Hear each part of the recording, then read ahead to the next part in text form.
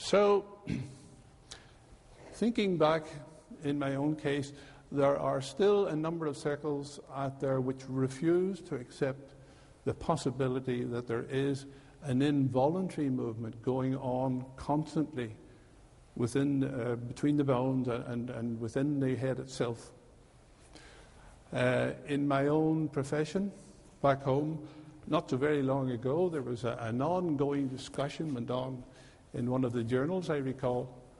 And it got very angry. In the red corner we had the pros, and in the blue corner we had the antis, as it were.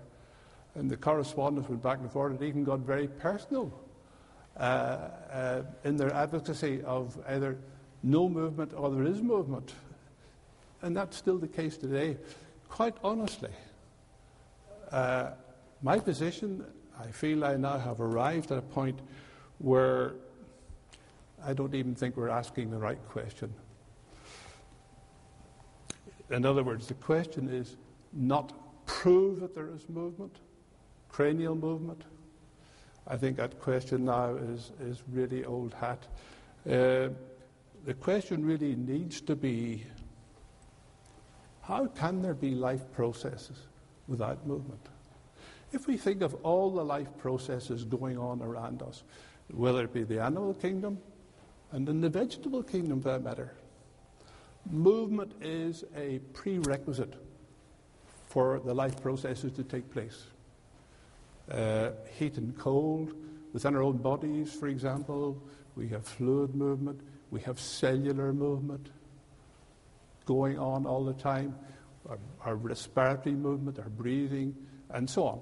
All of these things here are expressions of movement. So therefore, how can there be an organism such as we are, functioning, integrating, without some moving force, without some moving presence underpinning it all? I believe that's really the question we need to be asking.